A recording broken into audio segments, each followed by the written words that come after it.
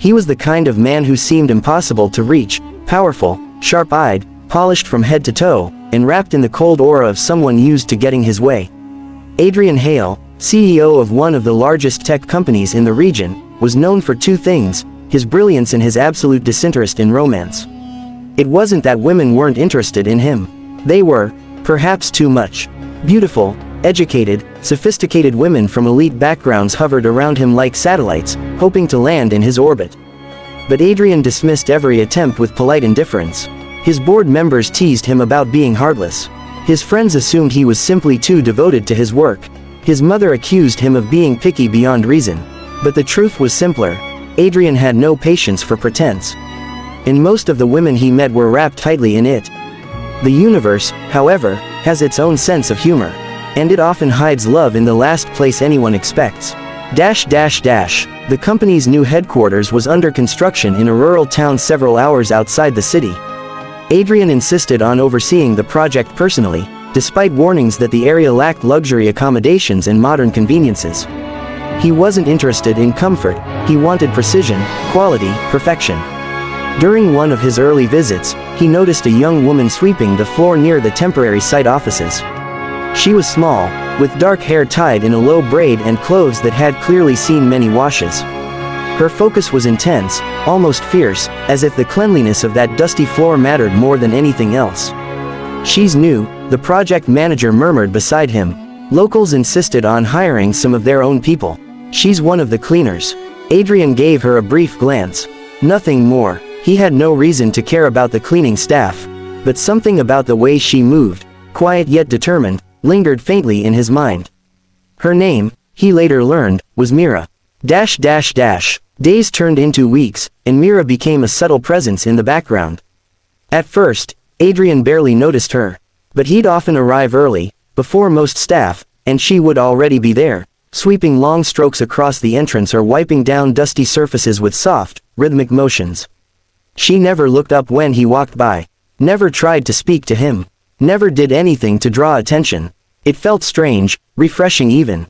Adrian was used to women adjusting their appearance or forcing conversation whenever he entered the room. Mira didn't care whether he existed or not. She was simply doing her job. One morning, he found her struggling to lift a large container of cleaning supplies. Without thinking, he stepped forward and grabbed the other end.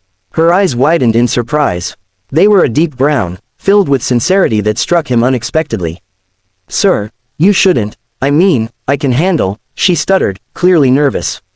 "It's fine," Adrian said. "It's heavy." They carried it together into the supply shed. She kept her eyes low, embarrassed, murmuring a soft, "Thank you," before slipping past him.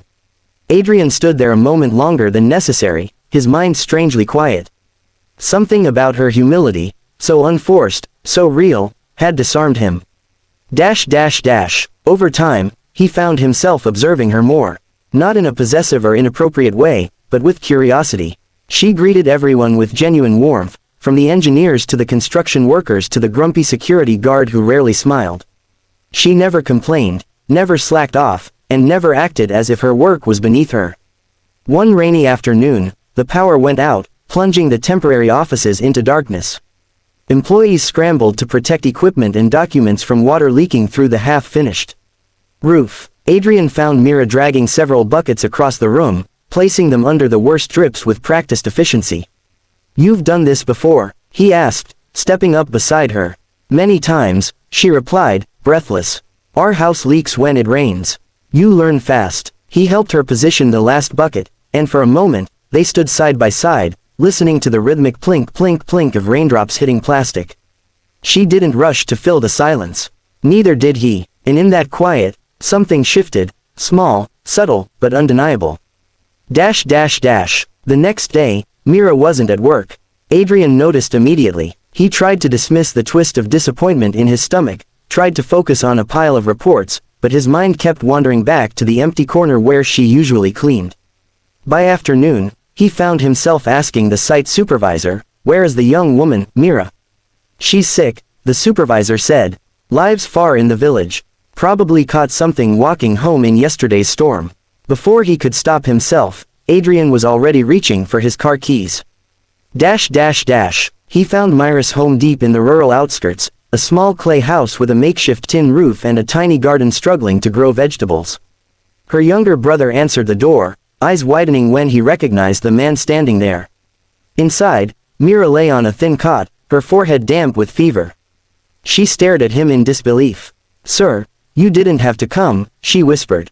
"Call me Adrian," he said softly, kneeling beside her with a bag of medicine he'd picked up along the way. "You should have told someone you were sick. I didn't want to trouble anyone."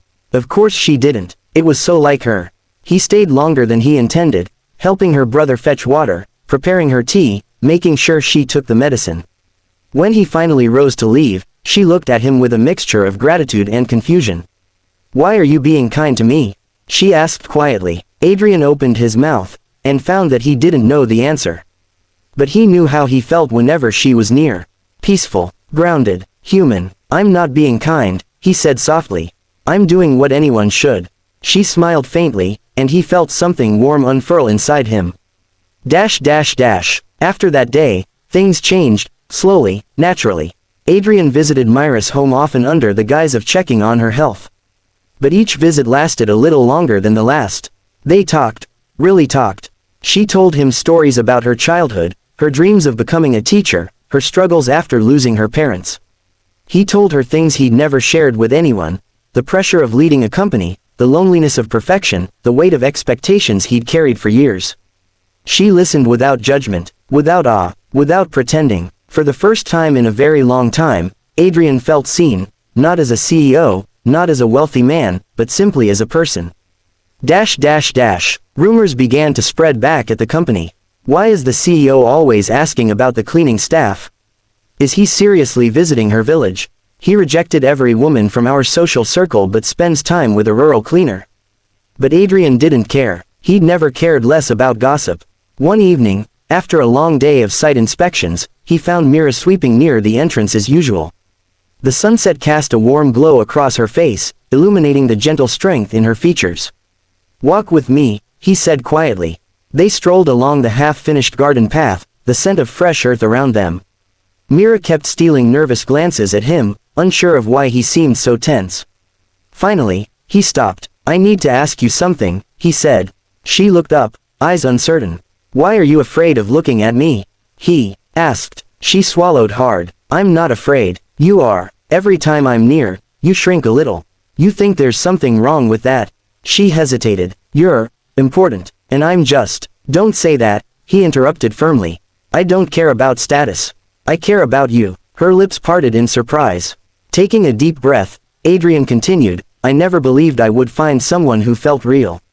Someone honest. Someone who doesn't want anything from me except simple respect. But you," he paused, searching for the right words. "Myra, you've changed the way I see the world. I don't want to ignore that anymore." She stared at him, stunned, as if unable to process the confession. "I'm not asking you for anything today," he added gently. "I just needed you to know what you mean to me." For several long seconds, Myra said nothing. Then, slowly, her eyes softened. "I never expected someone like you to notice someone like me," she whispered.